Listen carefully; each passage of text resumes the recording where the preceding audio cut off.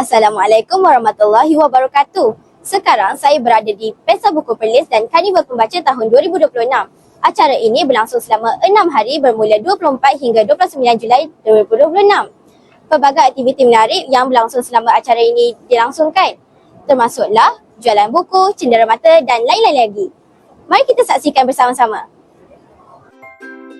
Seawal melangkah masuk ke kawasan pesta, pengunjung disambut dengan deretan gerai buku yang menawarkan ribuan naskah. Buku atau gerai manakah yang menarik perhatian anda? Satu gerai yang menarik perhatian saya ialah gerai buku pre-love di dalam perpustakaan. Buku-buku seperti novel, buku ilmiah, buku motivasi, buku kanak-kanak serta bahan rujukan akademik dijual di sini. Pelbagai promosi menarik turut disediakan bagi membolehkan pengunjung mendapatkan buku pada harga yang berpatutan. Selain jualan buku, pelbagai bengkel dan aktiviti interaktif diadakan seperti pertandingan teka jumlah buku, aktiviti cerdas minda bagi kanak-kanak pula. Pelbagai aktiviti menarik disediakan seperti pertandingan mewarna kanak-kanak. Acara tahunan seperti cabutan bertuah turut diadakan bagi menggalakkan kehadiran pengunjung.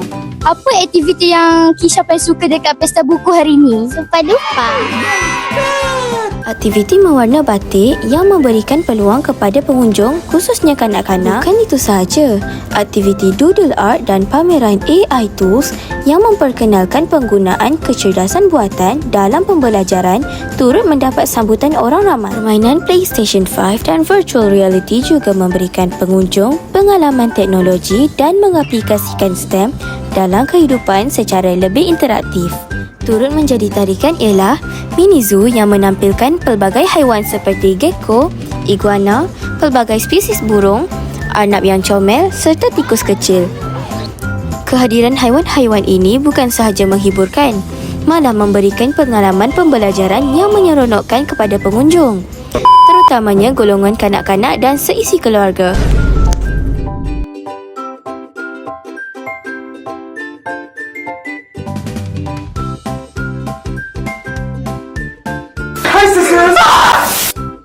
Bagi melengkapkan pengalaman pengunjung, pelbagai gerai makanan dan minuman turut disediakan bagi memenuhi selera semua. Pengunjung boleh menikmati pelbagai pilihan hidangan serta minuman yang menyegarkan, termasuk jualan air balang yang menjadi antara pilihan popular. Kehadiran gerai-gerai ini membolehkan pengunjung berehat seketika sambil menikmati juadah bersama keluarga dan rakan-rakan selepas mengunjungi pelbagai aktiviti yang disediakan.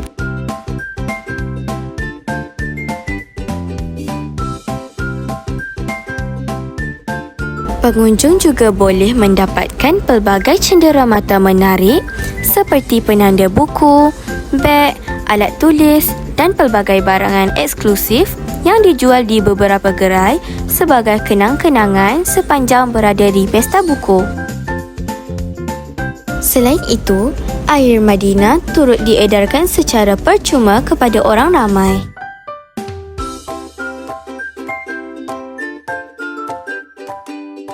Wah, meriah sungguh sambutan yang diberikan oleh orang ramai pada Pesta Buku Perlis dan Karnival Pembaca 2026 kali ini.